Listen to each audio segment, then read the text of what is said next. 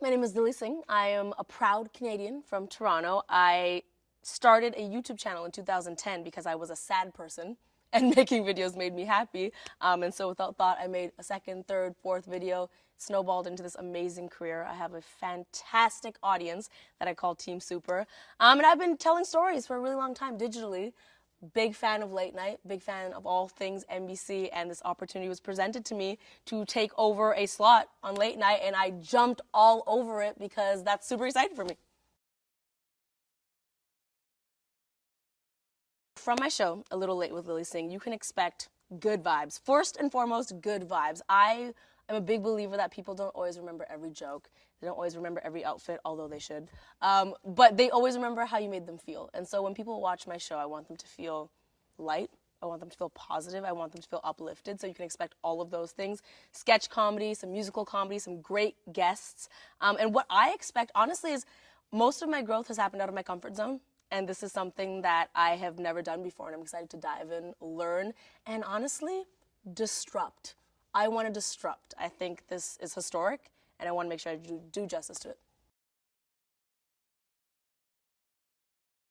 There's a lot of obvious ways I'm different. For example, I'm a woman of color. I feel like it's a perspective we haven't seen in the late night space for a long, long time.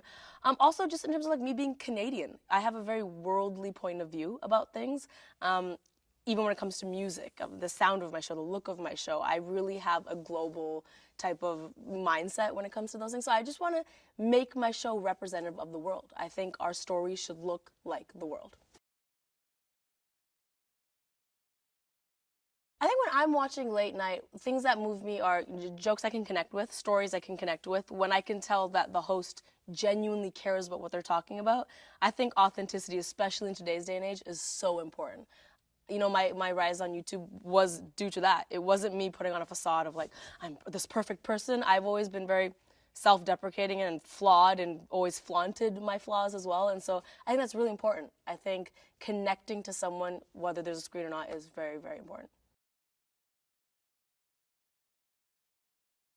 I get this question a lot of, did you ever think when you started your YouTube channel it would snowball into what it is today? And the answer genuinely from the bottom of my heart is absolutely not. I mean, I remember vividly where I was and where I was sitting when I made my YouTube channel URL, and I was just like, this will be cute. I'll post a video. It'll be like a cute little embarrassing thing. 70 people watched my first video. My first vision board had things like, a sweater, like I really want this sweater, you know, things like that. And to see how many opportunities have come my way because of that decision to start a YouTube channel, I could have never foresaw. I'm in a very grateful, blessed position where I can genuinely say things happen in my life that I couldn't even think of and put on my vision board. Like right now on my vision board, there is a picture of me on other people's talk shows. My brain couldn't even dream up that the roles would be reversed and I would have my own. So I'm super blessed. Jimmy's, from the very first time I went on Jimmy's show, I was so taken aback by how sweet he is. I remember I went on his show for the first time, so super nervous, first time doing late night, gave myself a pep talk in the change room. He came and he met me and he referenced my videos, made me really feel welcomed and like cool, and he made me feel funny, and just I was like, oh, Jimmy thinks I'm cool. This is like the cool kid in school giving me the seal of approval. And he was like, anytime you need anything, any advice, hit me up. And I have for my show. You know, I've asked him about writers. I've asked him about how to handle certain situations. He's been so supportive. Actually, the first time I ever went on Jimmy's show, during the commercial break, he took me into the audience and introduced me to them, and we did a little Q&A so that the audience could become more familiar with me. And that meant a lot. And in fact, my team can vouch for the fact that in the creation of my show, a lot of things I'm doing, especially with how guests are treated, are based on what Jimmy has done with me. Like, I find it very important to meet the person in the green room, to really research on who they are and make sure they feel warm and welcomed, and I've learned that from Jimmy.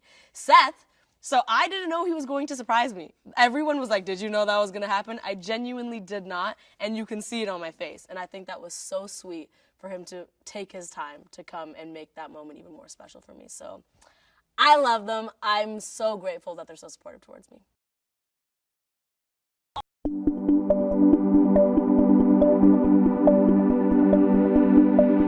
you.